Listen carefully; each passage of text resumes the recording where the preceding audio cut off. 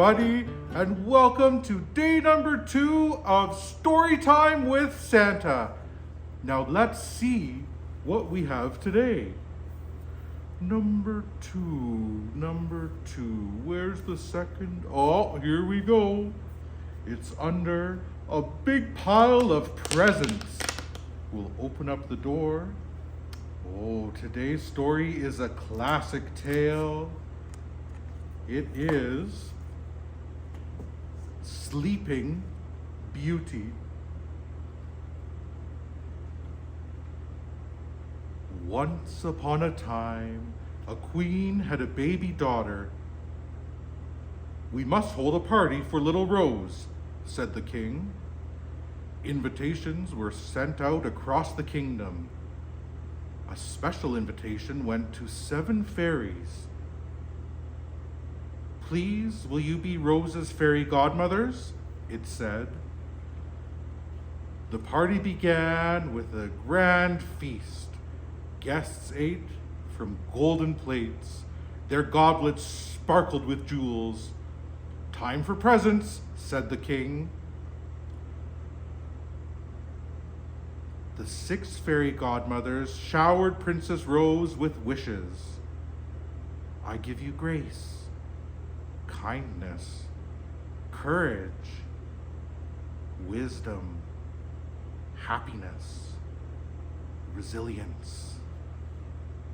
"Stop!" screeched a voice. A furious fairy had appeared from nowhere. "How dare you forget me? I have a wish for Princess Rose too.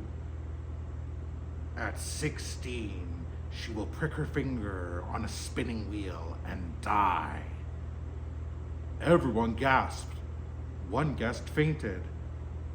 "Don't worry," said the 7th fairy. "I can't undo the spell, but I can soften it. Princess Rose won't die. She will simply fall asleep. After 100 years, a prince will wake her." That wasn't enough for the king. "All the spinning wheels must be burned," he declared.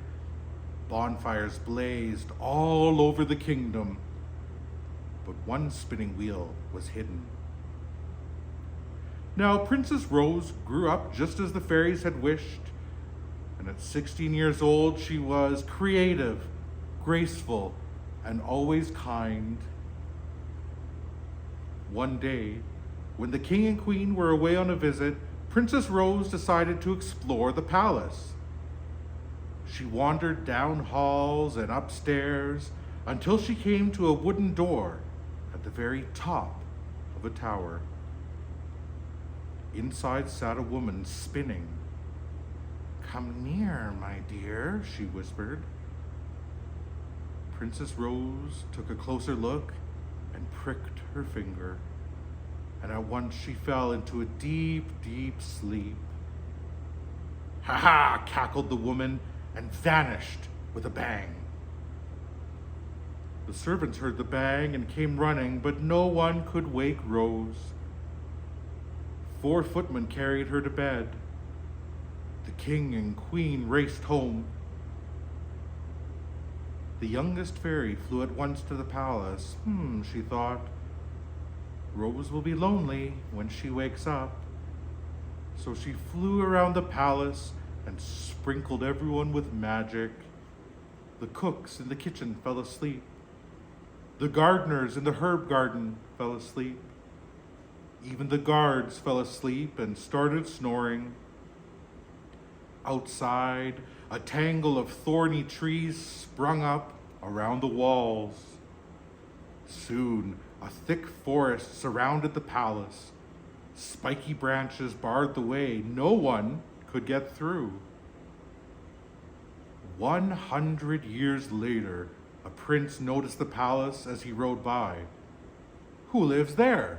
he asked, but no one knew. The prince decided to see for himself. He kept through the courtyard, past dreaming doorkeepers and dozing dogs. At last, he came to Rose's room. "Hello," she said. Hello, he replied. What happened here? Everyone is asleep. As he spoke, the palace came back to life. The king and queen were overjoyed to meet the prince who had broken the spell. We need another party to celebrate, said the king.